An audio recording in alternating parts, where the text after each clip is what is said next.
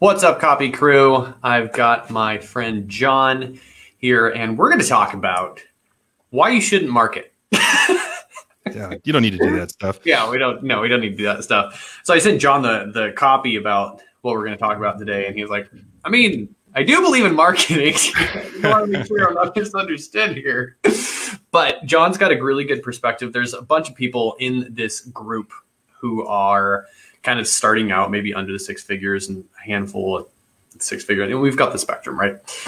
But I think your perspective is really valuable in terms of what it means in the relationship with marketing and sales. But before we dive in, John, why don't you tell us a little bit about who you are and what you do? Yeah, my name's John Schumacher. I currently live just south of Reno, Nevada. My wife and I moved here from California in 2018. I have a beautiful wife, Alana, and a newborn son. Well, he's not a newborn anymore. He's 6-month-old son, Logan. So my life has shifted quite a bit the last 6 months or so, but for the better most of the time. A little less sleep than I used to. I am known in some circles as a webinar expert. Like if you Google webinar coach, webinar expert, John Schumacher, like there's a bunch of stuff that will like come at you and stuff like that. So that's been my primary. I also work with a lot of companies and consultants and coaches with client acquisition using online marketing tools and things like that. Yeah, excellent. Yeah, you actually don't live too far from me nowadays. You're in Sacramento, or where are you at? Yeah, I'm in Sacramento, so I'm 2 hours away from you. It's not even... You and Manny Wolf, I think, lives there too, right? You guys should have coffee. I didn't know that. Huh. He's in Sacramento. You guys should have coffee. Yep. Yeah, I should connect with him after quarantine. Not now, I guess. Yes. Yeah, so we talked about like some things that we want to touch on in this, in like marketing and sales and like the down economy and the quarantine, what's changing with webinars. I kind of want to start from reverse order. Cool. Everyone's in quarantine right now. Some industries are blowing up. We were just talking about this, like you've been super busy, and some industries are like shut down and can't work. And there's a lot of like confusion, what this means for online entrepreneurs and coaches, consultants, that kind of thing. You said ways to make money in a down economy. What advice do you have for people who are uncertain just about what to do and how to make decisions during a time like this? Yeah, and there's a lot to this. And I assume most of the people listening to this are probably in the consulting, coaching kind of world where they're selling services and stuff. So I'll speak to that sort of person.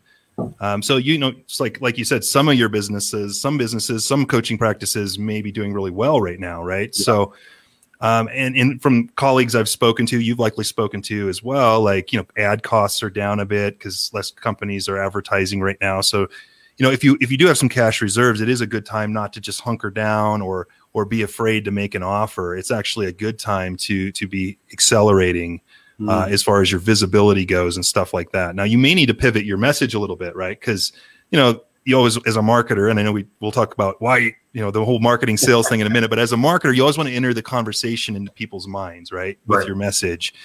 And so right now, if you think of like Maslow's hierarchy of needs, my very smart friend, Mandy Ellison, pointed this out to me the other day, which is well said. If you look at Maslow's hierarchy of needs, right at the bottom, you have security and food. At the top, you have like, oh, I'm self-actualizing myself and finding my highest purpose. In times like this, your message tends to shift down a little bit. Like businesses tend to be a little less aspirational, a little more like, okay, I need to figure things out. I need to survive. I need to pivot possibly. So depending on your niche, sometimes you need to switch your shift your marketing message a little bit. So those are some things to think about. Another thing is to be more flexible, right? Like I've gotten better at this the last few years. I've hired some really smart mentors who are smarter than me that taught me like how to do deal making more and things like that. So if you're like let's say a B2B consultant and you work with companies to help them make more money, shift your positioning from consultant and coach to partner or advisor. Like that's game changing. Like if you can present like yourself as a partner and be flexible in your terms with them more, like, okay, like here's a flat fee at the top. You could take that, or we could do potentially, a smaller flat fee plus a percentage, or, those kind of things, right? And so, especially for you as a copywriter, Cam, like, dude, there's so many opportunities for you right now. There's so many businesses that are like, oh my God, like, what do I do? I need to shift my messaging. I have to redo all my emails. Like, dude, I mean, like, dude, that's like golden, like opportunity to like pitch them on that. And then, you know, position yourself as a partner instead of a copywriter, you know, that could be like game changing. Like, so I've done that a lot as a consultant, and I've worked with a lot of like 7, 8, 9, even 10-figure businesses. I have a client right now that's $1 billion company. And yeah, that kind of positioning can really help you close more deals. So as a B2B consultant or an ROI, I call them consultant, where you help other businesses make money, great time to become a partner instead of just a consultant who's positioning yourself as a accelerant of their business instead of an expense, which is what they unfortunately look at like a lot of coaches and consultants as. If you're like in a softer skills, for example, like a coach who like I have a client right now who's an astrology coach, you know, like, or, you know, advisor, and she does readings and courses and programs and all that kind of stuff. It's actually doing fairly well right now because people need direction, right? And those kind of things.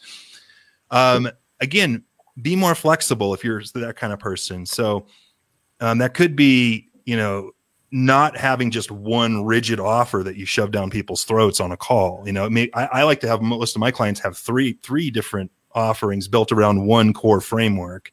And you could act like a doctor on the call, prescribe them the right solution. So ask questions, get to know them, prescribe the highest level solution that's appropriate to them. If they give you some pricing objections, then you can downsell, right? So having some flexibility more in your offerings, in your structure.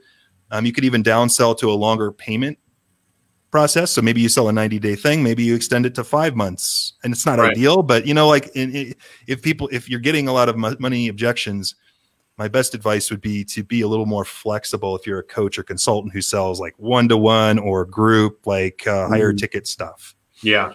Dude, this is a great segue. I love that term, by the way, ROI consultant. That's you, baby. I could see it all day. It's written all over you. Yeah. Well, yeah. I wrote the ROI method. Literally. Yeah. Uh-oh. One second, folks. We're in the ER over the weekend. We got some stuff that we got to like, hold on. This is 1 second. Okay.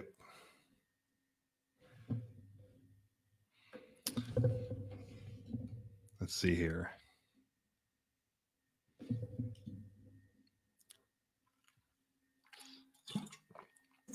We're back. And we're back. Commercial break. Yeah, we're back. Yeah, we were crazy weekend. A story for another time. ROI, okay, yeah. ROI consultant. Boom. Great segue into, we were talking about offers. Great segue into your sales versus marketing approach. So what's that all about? Yeah. So, I mean, obviously marketing is important, right? So I know that's a great copy hook. Good job, Cam, for sure. But yeah, so marketing is obviously important, but I think the biggest issue is like, if you're, you know, a coach or consultant or a service company and you're under, let's say 10 grand, maybe even more than that, a month, your biggest issue is not, you know, that your chatbot funnel needs fixing or your whatever, right? Like, and a lot of us tend, and myself included, I've done this in the past, like we tend to hide behind marketing when what we should be doing is creating better offers, better, you know, structured offers, more compelling messages, and getting into sales conversations, enrollment conversations with more people faster, right? And making offers, right? I can't remember who said this to me, but they said, like, if you want to double your business, double the amount of offers you make, you know? Right. And so it's like, so many, not all, but so many experts, so many coaches, so many of us who are making money through our advice and through our knowledge are hiding behind our marketing. I see it all the time. Like, oh, no, I can't. I got so busy like tweaking my website, or I got so busy tweaking, you know, I had to like set up this free challenge first or all this. And I'm like, did you make any offers? Like, you know, like you have these people in your pipeline. Do you make any offers? Like one of my clients I have right now, she had 80 former clients. I'm like, so I asked her, like, so how many clients have you worked with in the last year or so? Like, oh, I have about 80 or so that I've worked with. I'm like, okay. Like when was the last time you reached out to them and made a support offer for them? Maybe you could support them. And this is a softer niche, like, you know, maybe you could support them during these uncertain times, you know, and that kind of thing. And she's like, well, I haven't made an offer to them in a long time, you know? So literally we just created a little email, you know, little message. We worked on it for a few hours, and then she just started sending that out to them. And boom, boom, boom, income, more clients, and thousands of dollars from those engagements. So like, it's like things like that. Like not everybody's in her situation. She's like I'd say a low 6-figure level. So maybe if you're just starting out, that you might not have 80 clients. But the point is, like, stop hiding behind your marketing. Stop hiding behind, that you need to fix this or make this look pretty or do this free thing over the top and all that kind of stuff. Look, I spent my first like 2 or 3 years online doing just free. Like I did webinar every week for free, it was just forever, and I just got so burnt out on that. And it's like, I'm not saying not to give value or be of service to people. Of course, I've given tons of stuff for free. You can go to my website and I pretty much just share everything I know in about a lot of topics. So, but make more offers, and stop hiding behind your marketing. Yeah, no, that hits home for sure. Like hiding behind, I've become aware that I'll hide behind my copy for sure. And like, I'm in a position much like that where making offers is more important than writing. Maybe not more important than writing copy because they complement each other, because that's a great way to start conversations. But if you're like talking with someone who's really in that position where they need to make more offers, like what's their next step, where they're like, oh, you're telling me I shouldn't like build a funnel. Okay, well, what should I do? Yeah.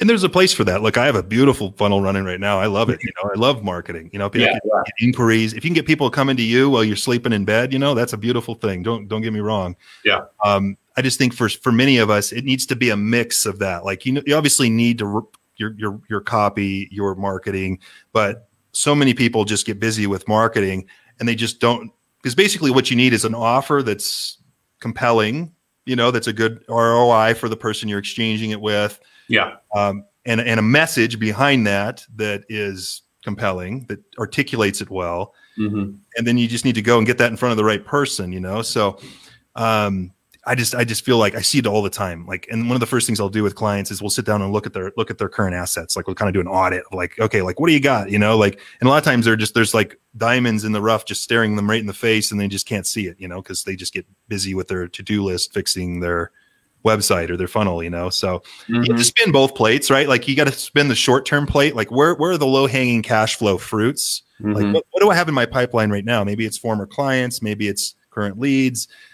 Maybe it's connections I haven't reached out to in a while or whatever, past leads that inquired for your services years ago that didn't become clients. Like there's just all this stuff that you can kind of like make a list of, and it's not scalable or sexy, but look, I mean, if the guys at Y Combinator are telling you to do things that aren't scalable, sometimes you should probably do it too as a coach. Right. So stop getting obsessed with the scalability and the automation.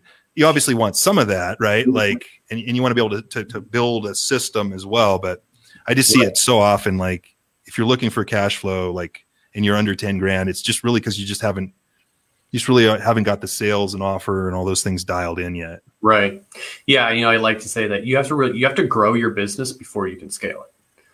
Like right. So much of working with Scott and just other 7-figure-ish companies, it's like, nobody knows what they're doing. Like you're kind of just, you're still throwing spaghetti at the wall. And it's about the 1 to 2 million mark in my experience, where people kind of start to figure out like what their position is in the market. Yeah. And then it's kind of there that like positioning starts to like really matter a whole lot more. Well, and you build these things backwards, right? So you build them from offer to sales to marketing first, like, right? So you think of like them as 3 pieces. Like start with your offer, how is that priced? What ROI, what does that solve? What message do I need? Like with your copy skill, like, all these things.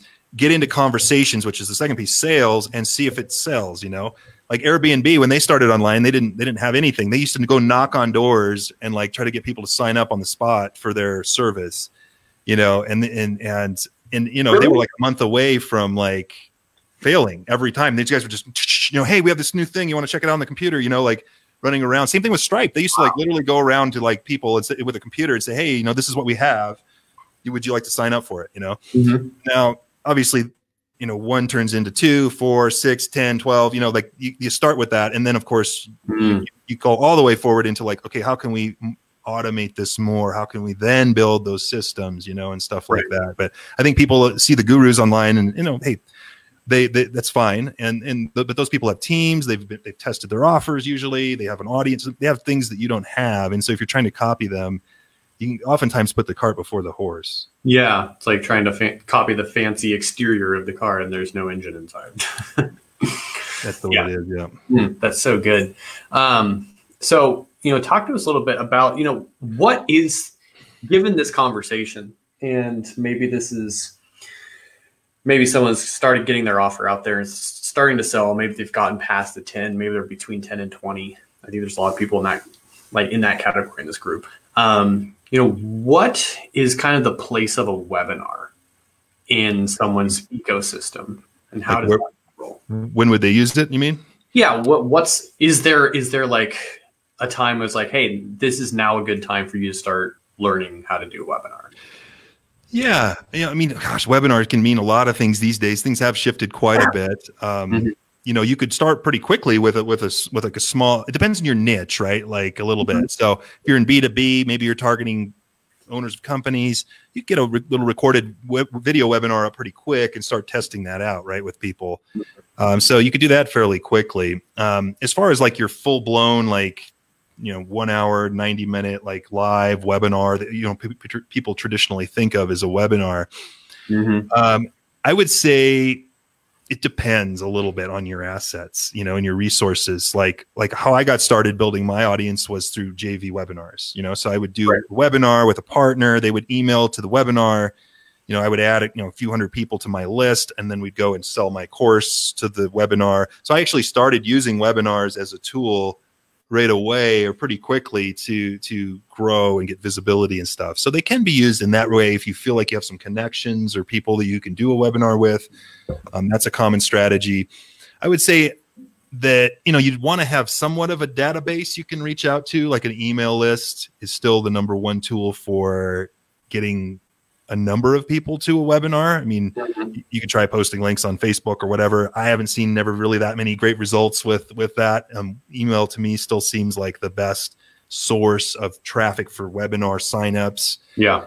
So if you have an email list of 1,000, 500,000 people or so that's fairly engaged, then it can make sense for you to start doing live webinars for your audience, because a webinar is just simply a one-to-many tool, right? It's just a medium. Yeah. So if you can't get like a one-to-many situation going with the webinar, it may not make sense for you to do a long form kind of webinar. Now, having said that, you can use shorter form webinars, like I call them demo webinars. These work really well if you're selling higher ticket services, where basically instead of doing a webinar, like a full-blown webinar deck, you can just do something like Zoom or whatever and have people's video cameras up, and maybe do a group of 12 or 15 people in a group, and actually just have a small slide deck and walk them through your offer and your product. So there's no real teaching or anything. It's like, hey, come to this little session. I'm going to walk you through exactly how I'm getting these results for my clients. You just give them a link to a video conference. They sign up and attend. And then you maybe have like an 8 to 10 minute little deck that you have that maybe shows the big idea of what you do for people, a couple of case examples, and then maybe like a clear step-by-step process of how you actually work with your clients. Then you just answer questions and get to know each other after that. So it might be like a 45-minute kind of deal, maybe a 10-minute presentation. But the thing is, it's part of what I call a hand raiser campaign, where I'll actually look to elicit people from my audience. And everybody who comes to this already knows they're there to look at your thing. They're not there to be like, oh, I'm going to learn the 5 hacks to this. And then, oh, by the way, I have this. Like, they already know that they're coming to talk to you. So I find that those have a fairly high conversion rate. Good way to get a little bit of leverage with a smaller group of people. Right. That makes a lot of sense. Works good. When you're doing these demo/mini webinars, do you push people? Are you closing on those, or are you pushing people to a second sales call? Yeah, you can close off of them. Like the last one I did to fill up a small class I did last year, an online class. I invited people to one of those, and yeah, I basically got a commitment from on the webinar, like, hey, this is something you'd like to do? Yeah, cool. Let me send an invoice, and I just sent the invoice via email, Yeah. So, I don't I'm not hard pressuring people to close on the thing. I figured if they want to work with me, they will.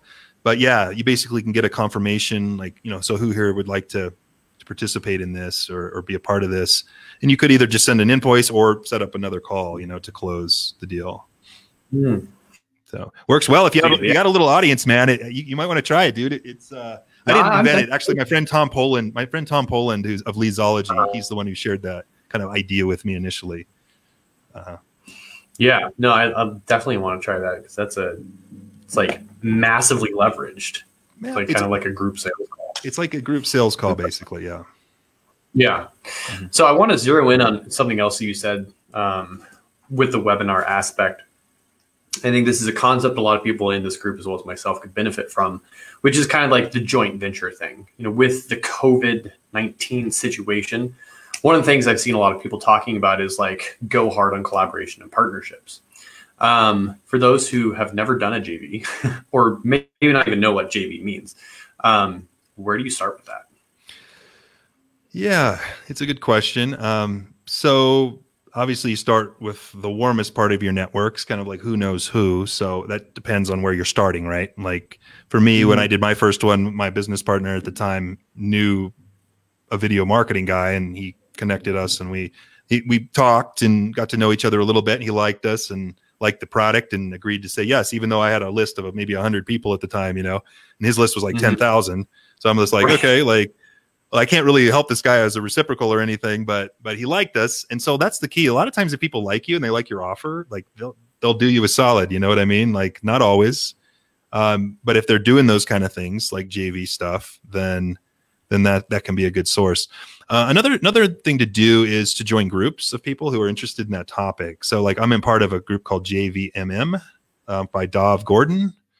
It's a Google group. So Google group, old school Google group, but there's some of the top marketers literally on the internet in there, you know? And so I learned not only from them, but they're also open to doing some kind of joint venture, whether that's a webinar or like an email exchange for a promotion of like a lead magnet or an offer, you know, like, so they're open to that. So there are groups of people out there you can find that are open to that. You know, another thing is, you know, reaching out to people, doing interviews like what you're doing is a great way to find partners. That's how I met most of my people, was like doing like interview series and summits. I've done fair amount of interview content myself, like you're doing over the years. I started back in 2014, I think, back when Google Hangouts first came out. I was doing these interview live streams back then. There was no Facebook Live or anything, you know. And so I met a lot of people that way. So, you know, using interviews can be another way to meet partners, meet influencers. So think about in your industry, like who is a person who's not maybe a direct competitor to you exactly, but also has some of your ideal audience. Maybe they're a blogger or a podcaster or a Facebook group owner or LinkedIn group owner or something like that, you know. And just start a relationship with them. Just reach out, you know, see if you are doing interviews like this, or maybe on your YouTube or whatever, you can invite them to that, or you can just simply reach out and, you know, say you like what they're doing and see if they'd be open to speaking to you, and then just start building relationships. There's really no hack for that. Like I haven't found one. You know, like how do you hack that? You know, it's really about relationships is what JVs are about. So. You got to put in the time, you know. That makes a lot of sense. Kind of what I'm hearing is there's that old Jay Abraham principle, getting the most out of what you've got. And it's a great book, yeah. Yeah, where are you already active? Where do you already have resources? Where are you already abundant? Yes. That's why you mentioned the Google group, because like I just joined a Google group membership. I joined Marshall's New Renaissance. Okay. Which is like Perry is probably my favorite marketer. Yeah, he's smart. 80-20, baby. Yeah. Now it's the 95-5. I like that even more. The 80-20 of the 80-20. Yeah.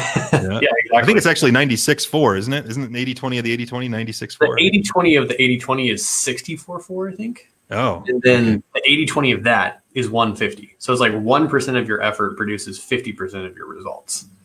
So it's like finding that. Man, I got to start doing less then. Technology is like made things more volatile. So now it's like the exponential curve is, you know, way steeper. Yeah. And yeah, anyway, I could geek out on that for hours. That's he's a smart guy for sure. Yeah, For sure. Cool, man. Where could people find more of your expertise, and what do you want people to find you for? Like, we covered a lot of different topics. Like, what's the thing? I kind of know, have my hands in a lot of things, but so johnschumacher.com. I think my name is over here somewhere. johnschumacher.com, or just put it into Google and you'll find my website. I have a lot of content there, blog posts. You can check out my blog, videos, speeches I've done, all that kind of stuff. And if you're looking for webinar related stuff, most of the people I work with are like 6-figure and above now, because I mainly do I do a lot more more custom one-to-one stuff, so I'm currently, I have a small group I was playing with, but most of my work is fairly expensive and with like companies and stuff like that. So I would say most people are like 6, 7, 8 above, and they want to use webinars or online systems to train or market online. So business owners, I work with a lot of companies, but I have worked with, at this point, I don't know how many experts and coaches and consultants as well. So if you're looking for like webinar help, online selling and sales and marketing, I have some great resources on my website. I have a great white paper you can opt in and download, as well as a lot of free content there. So you can head over to johnschumacher.com and check that out. And reach out if you have any questions. Are you still running that coaching program thing? Was it OLC? OLC, yeah. So, I have a few clients in that as well, but I've gotten so busy with my consulting, I've kind of not been promoting that as much. So I tried to start a little group thing in January, and I enrolled a nice little group, and then I'm still supporting those folks and keep in things, but I have not been I've just gotten honestly, I've gotten so swamped with people wanting to do companies and people wanting to do webinars lately, and I've just had to focus on that, so. And I probably will focus on that more and more and more and more, because for a while there, I was kind of like, I want to do more than just do webinars, and I've learned all this other stuff, but that's what people want from me, and I can always spider out from there. So I was kind of fighting where the money was coming a little too much, Yeah, no, I can resonate with that. I do that too much. I've hurt myself doing that a lot over the last few years, trying a lot of side projects instead of just saying, this is what people want, let's go get it, Yeah, so. It's interesting because I found in my experience, the market is telling you what they want from you. You just have to listen. Yeah. Because I think you were trying to do that too a little bit, right? But you're just you're a copy guy, and it's like, I know you and I was the webinar guy. So we were kind of like, do I really want to be that only, Actually, the other night, I'll run this by this publicly announcing it. I figured out my message of what it is, right? And kind of connecting all the disparate pieces. Which my superpower is I help entrepreneurs put connection back into their copy so they only ever work with ideal clients. I like that. Yeah. And that kind of pulls together all the pieces that I thought were different pieces, but it's actually just, that was the core. Yeah. Yeah. Yeah. Sometimes it's tricky to get clear. We get lost in our heads. I have a lot over the years. I could probably be even further, but whatever, dude, I'm very blessed. But, I've been, trying to, I was sending packages in the mail to CEOs of Fortune 500 companies, and I've tried all kinds of crazy stuff. Did that work? I mean, I did get a meeting. Yeah, I didn't close the client, but I got a meeting with a number of them. Yeah, I went to Silicon Valley and had a meeting with the CEO of Intuit, Intuit Corporation. Talking about that story. Yeah. Didn't you send somebody a football helmet? Football helmet. That was him. Yeah. I've sent customized baseballs and stuff to a guy. I'm actually still talking with this guy. We actually might do a deal. He was the CEO he started and exited two $300 million companies. Whoa. So he's like, yeah, I like you, John. I like what you're doing. I like your stuff online. He's like, he's considering starting his own kind of teaching and branding and stuff online to share his lessons, with people. Yeah. So we'll see if that materializes, But anyway, a lot of that stuff is great and it was fun and all that stuff. But, I was kind of swinging for the fences a lot. And, you got to kind of focus as well on your bread and butter too. So you can do a little bit of both, as well. But I don't think there's any hard rules, it's kind of however you want to get on in your life, it's kind of the way it is. But I've always been a tinkerer and an outside the box thinker. Sometimes that hurts me. Sometimes that helps me, But. Yeah, it's a good point. Awesome. This is so good. For anyone who's catching the replay or watching, find John, johnschumacher.com. does have a tiny little Facebook group. There's a little one. Yeah. Yeah. Now I do. I used to have one that had almost 2,000 people in it, but I just let it go, Oh, yeah. Yeah. And just follow John on Facebook. He posts thoughtful content. Occasionally. Yeah. Occasionally. You can tell it's not like, I just share what I think. Yeah. It's just here's what's going on. What I'm trying. This is what worked. This is what didn't work. I sent a football helmet to someone. I'm going to see how that works. I pretty much just share what I'm doing, Yeah, I like it. I'm not really looking to sell anybody on anything hard at the moment or anything. So, I mean, people come to you though. They're like, hey, you want to work together? Yeah. Sometimes that works out. So, Yeah. We're going to end the broadcast here. Thanks for showing up. All right. Love you guys. See you later.